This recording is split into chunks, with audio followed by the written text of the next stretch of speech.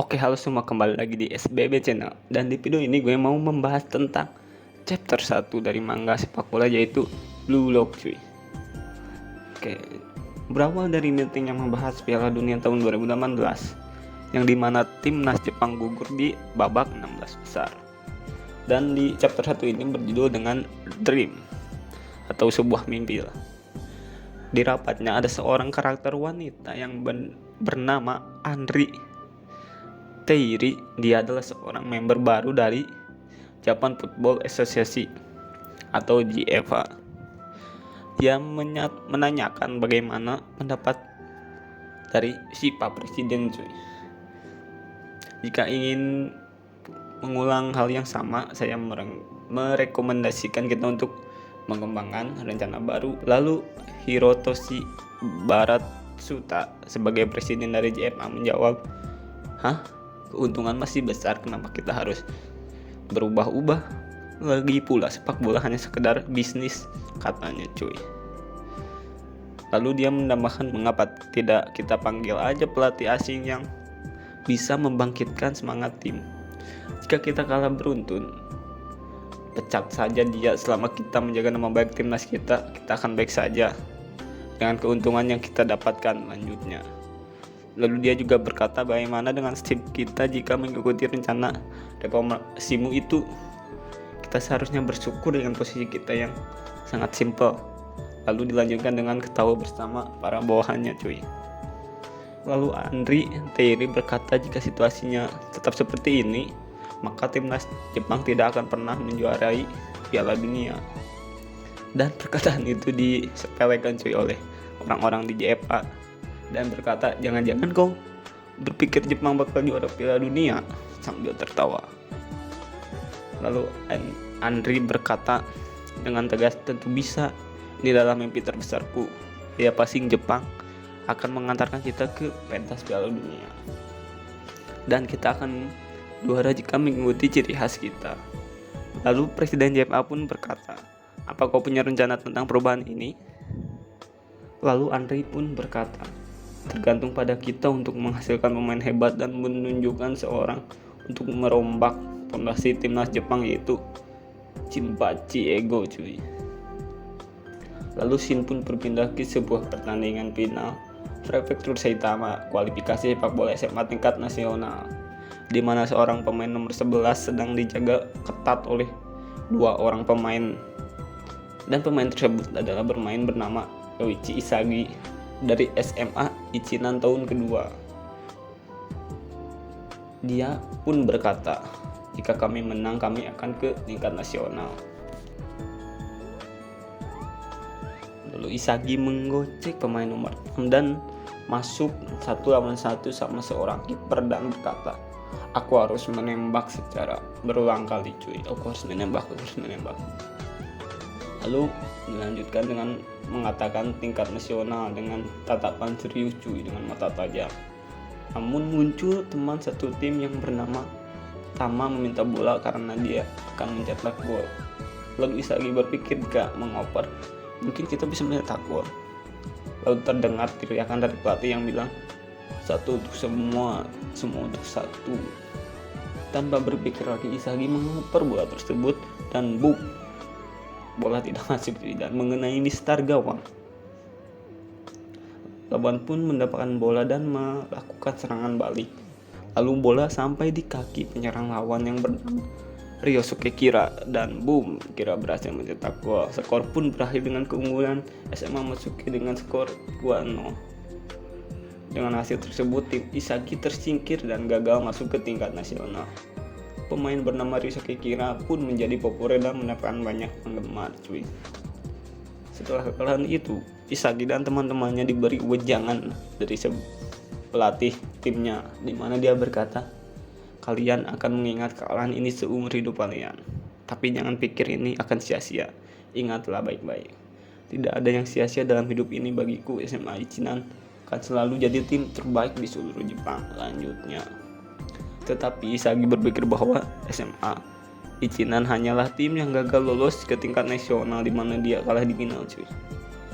Di perjalanan pulang, Isagi terus berpikir bahwa dirinya hanyalah seorang striker yang tidak terkenal dan meminta maaf dalam pikirannya kepada Pak Noah dan berpikir mimpinya hanya sekedar mimpi, di mana Isagi bermimpi menjadi seorang striker dalam timnas Jepang dan menjuarai Piala Dunia.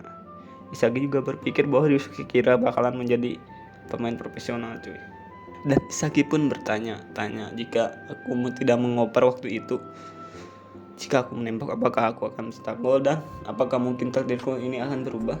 Dan Isagi pun berkata, sepak bola adalah olahraga yang dimainkan sebelah orang, jadi seorang tak bisa menang satu untuk semua, sepak bola tidak hanya seorang.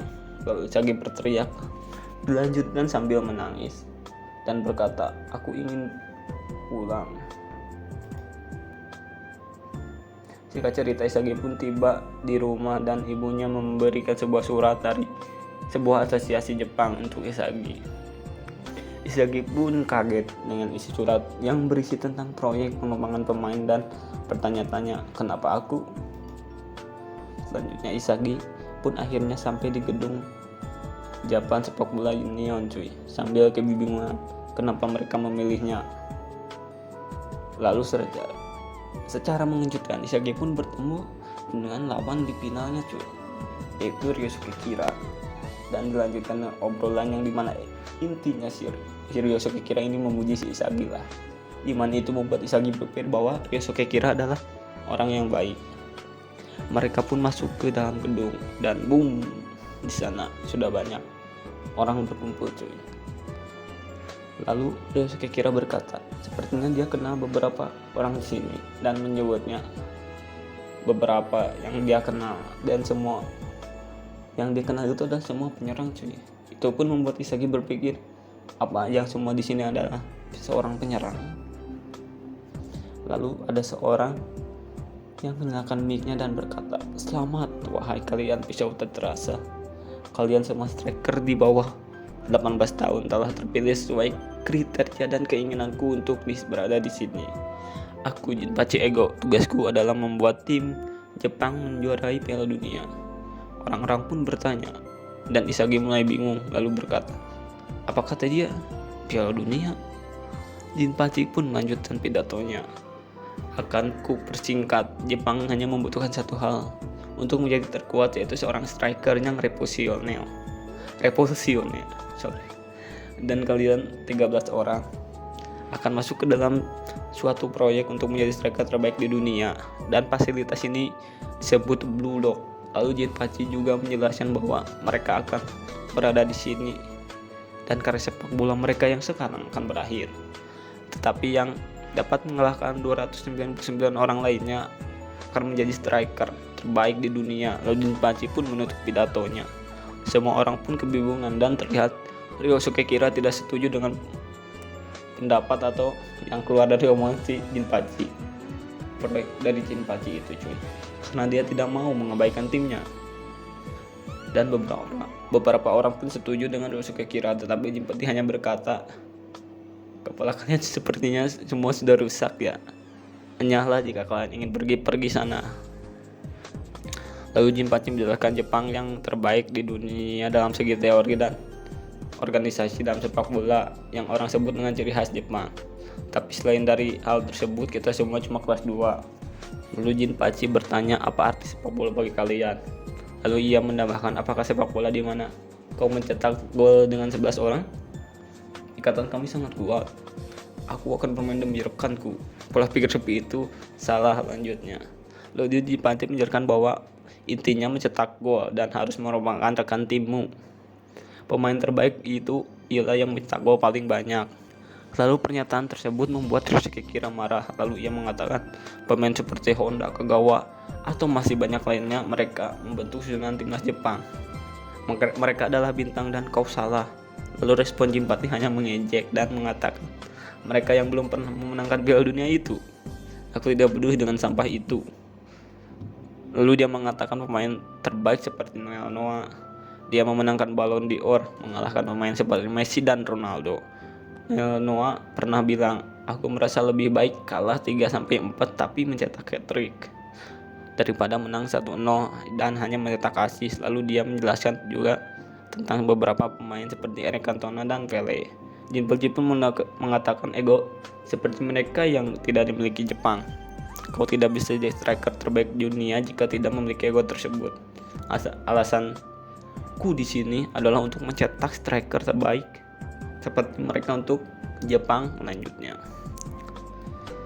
Dan Jinpachi pun berkata, bayangkan ini kau sedang berada di final sepak bola Piala Dunia, bermain di hadapan 80.000 penonton di stadium, dan kau berada di lapangan itu.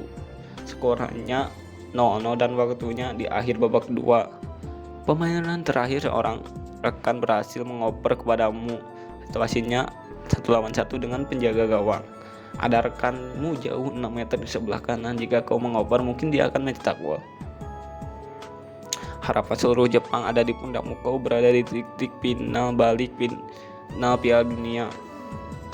Tanpa ragu, boom, menendang. Jika menghendaki ego tersebut, maka belangkahlah. Mendengar sebuah perkataan Jinpachi, Isagi pun berlari dengan berkata, aku adalah seorang striker. Lalu semua orang pun melakukan hal yang sama, dan akhirnya 300 orang tersebut mengikuti Blue Lock. Di akhir chapter diperlihatkan Jinpachi dan Ari bertemu, dan kata-kata di akhir chapter Jinpachi bilang, ini akan menjadi momen paling krusial dalam sepak bola. Chapter 1 pun selesai. Oke, mungkin segitu aja untuk video kali ini. Jangan lupa like, comment, dan subscribe. Dan sampai jumpa di chapter 2. Makasih yang udah nonton.